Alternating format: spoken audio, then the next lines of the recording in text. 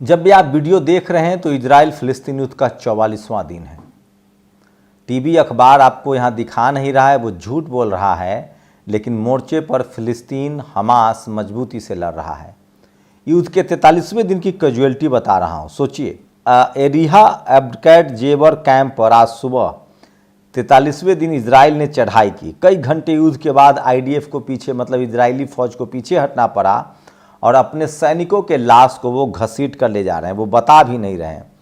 Lebanon border पर स्थित Brent barracks पूरी तरह से बरकान मिसाइल से नष्ट कर दिए गए हैं। ये नेतन्याहू टेररिस्ट के लिए सबसे बड़ा झटका है, सबसे बड़ा झटका बता रहा हूँ। इजराइल के पूरे बैरक को नेस्तनाबूद कर दिया गया है हिजबुल्लाह के द्वारा। ये सबसे बड़ी खबर बता रहा हूँ जो आपको कोई नहीं बताएगा। और सोचिए, ये ठीक सुबह 10:15 पर हिजबुल्लाह ने इजराइल के दहिरिया में तैनात एक आईडीएफ टुकड़ी को चिन्हित करके मिसाइल से मारा। पूरी टुकड़ी साफ हो गई। ये तमाम खबरें हैं जो आपको कोई नहीं बताएगा। सोचिए किस तरह से टंडेम सेल्स ने आईडीएफ के 7 वाहन नष्ट कर दिए हैं। ये वाकया गाजा के उत्तर बेकिट हैनन, बेट लहिया, अल सवतवाई और जबीला कैंप से घटित हुआ है, जो सबसे बड़ी खबर बता रहा हूं।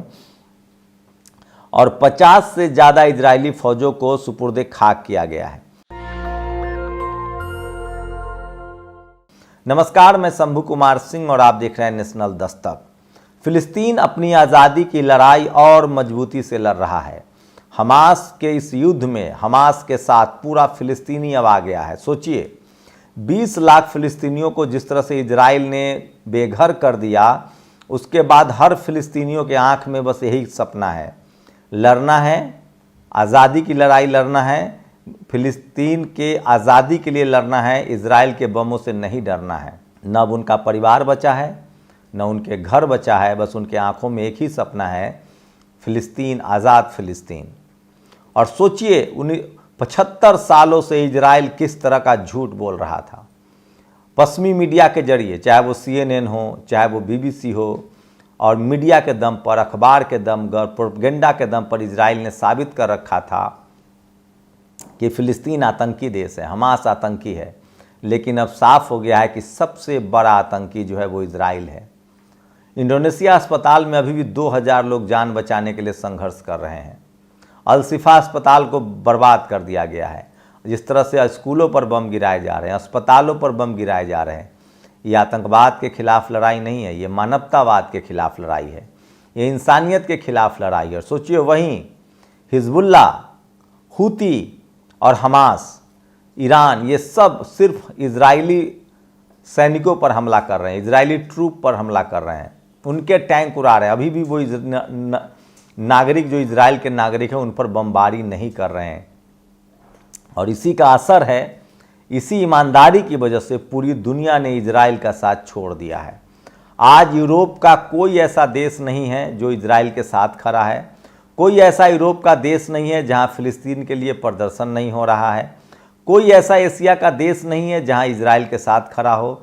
कोई ऐसा एशिया का देश नहीं है जहां प्रदर्शन नहीं हो रहा। मैच में आपने देखा, वर्ल्ड कप के फाइनल में भले भारत हार गया, लेकिन फिलिस्तीन के लिए किस तरह का मैसेज दिया गया।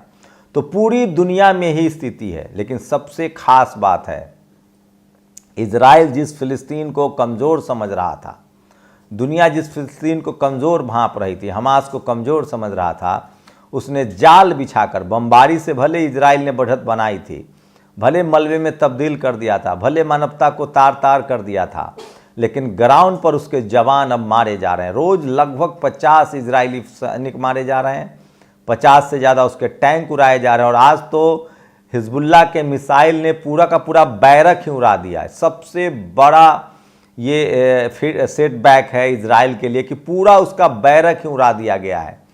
तो युद्ध के 44वें दिन की पूरी अपडेट बता रहा हूँ। और सोचिए, मैं बार बार कह रहा था, जिस तरह से रूस यूक्रेन के युद्ध में फंस गया था, क्योंकि यूक्रेन भले छोटा देश था, कमज़ोर मुल्क था, लेकिन जिस तरह से अमेरिका और यूरोप ने हथियारों की सप्लाई की थी, उसके बाद यूक्रेन मुंहतोड़ जवाब दे रहा था रूस को।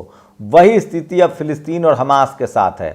पूरा खाड़ी देश हथियारों की सप्लाई कर रहा है, पूरा का पूरा खाड़ी देश। वहीं 7 देश जो है वो मिलकर इजराइल के खिलाफ लड़ रहे हैं, जिसमें बेंजामिन नेतन्याहू के खिलाफ लड़ने वाले देश हैं ईरान, उसके बाद तुर्की, जॉर्डन, सीरिया, लेबनान, ये वो देश हैं जो खुलकर इजराइल के ट्रूप पर बमबारी कर रहे हैं। और अब लगभग 10 से 15 लाख लड़ाके जो हैं वो सीधे सीधे इजराइल के टुकड़ियों पर हमला कर रहे हैं। और पूरे गजा पट्टी में, पूरे वेस्ट बैंक के इलाके में इजरायली सैनिकों के परखच्चे उड़ाए जा रहे हैं और एवरेज 50 सैनिक रोज मारे जा रहे हैं। तो सोचिए क्या स्थिति होगी इजराइल की। और आने वाले समय में अब लेबनान के पास कोई रास्ता नहीं है, हिजबुल्लाह के पास कोई रास्ता नहीं है, हुती के पास कोई रास्ता नहीं है कि वो युद्ध से पीछे हट जाए।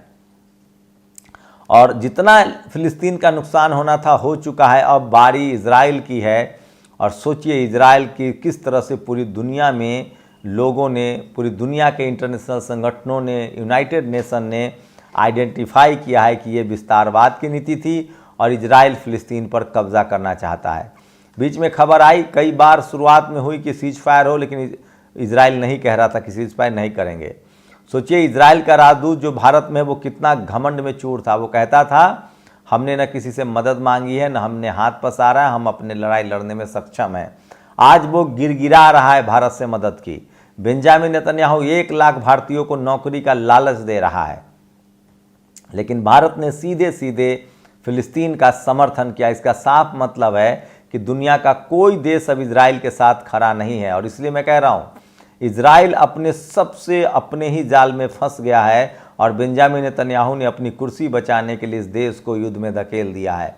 और जिस तरह से अब इजरायली सैनिक मर रहे हैं, वैसे वैसे इजराइल के लोगों का धैर्य भी जवाब दे रहा है और वो अपनी ही सरकार के खिलाफ, बेंजामिन नेतन्याहू के खिलाफ प्रदर्शन करने लगे हैं और वहाँ भी उनकी गिरफ्तारी हो रही। तो सोचिए, एक हिटलर तानाशाह था, एक बेंजामिन नेतन्याहू तानाशाह है। तानाशाह तो शी जिनपिंग भी है, तानाशाह तो पुतिन भी है।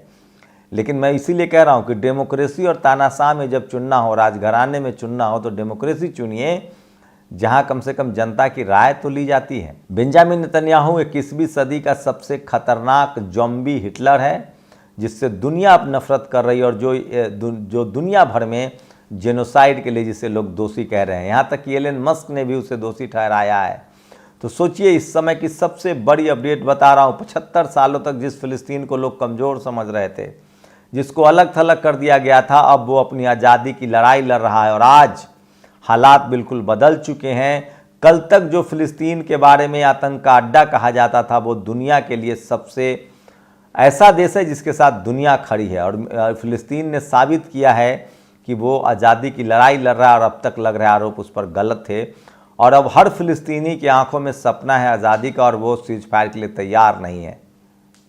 वो चाहते हैं कि ये जो हर साल 2 साल 6 महीने पर जो इजराइल हम पर हमला करता है, कब्जा करता है, इससे हमें मुक्ति चाहिए। और अब हमारी एक एक इंच ज़मीन इजराइल को लौटानी पड़ेगी, नहीं तो इजराइल से ये युद्ध लंबा चलेगा। और खाड़ी देशों ने, सोचिए पहली बार खाड़ी देश एकजुट हुए हैं फिलिस्तीन के पक्ष में। पहली बार 145 दिन फिलिस्तीन के साथ है और एक भी देश इजराइल के साथ खड़ा होता हुआ नहीं दिख रहा। इसका मतलब साफ है कि देर सवेर अब इजराइल को फिलिस्तीन की साथ न्याय करना पड़ेगा, नहीं तो वो खुद खत्म हो जाएगा, मिट जाएगा। तो सोचिए 75 साल के बाद दुनिया को सोशल मीडिया के दम पर, यूट्यूब, एक्स या फेसबुक के दम पर पता चला, मोबाइल के जरिए दुनिया को पता चला कि दरअसल पीड़ित देश फिलिस्तीन है और आतंकी देश इजराइल है। भारत में भी लब्बो-लुआब यही स्थिति है। इस देश के 90% लोगों की बातें अब पहुंचने लगी है। तो इजराइल और फिलिस्तीन को लेकर पूरी दुनिया नज़र गड़ाए हुए है और फिलिस्तीन अपनी आज़ादी की लड़ाई लड़ रहा है। उसमें 7 पड़ोसी देश उसके साथ हैं, पूरा खाड़ी देश साथ है, हथियार सप्लाई कर रहा है। यहाँ तक कि एशिया में चीन, नॉर्थ कोरिया, ईरान और रूस ये हथियारों की सप्लाई कर रहा है फिलिस्तीन हमास के लिए। और वहीं पूरी दुनिया उसको मदद भी कर रहा है और इजराइल अलग थलग पड़ गया है। और अब साफ हो गया है कि आतंकी देश फिलिस्तीन नहीं, इजराइल है।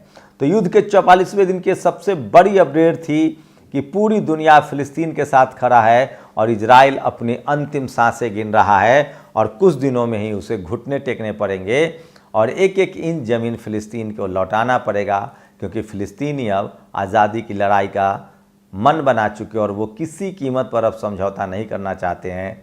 वो अपना घर गंवा चुके हैं, परिवार गंवा चुके हैं, बच्चे गंवा चुके हैं, वो अपना देश नहीं गंवाना चाहते हैं। आप लोग अपनी प्रतिक्रिया जरूर दीजिए। शुक्रिया।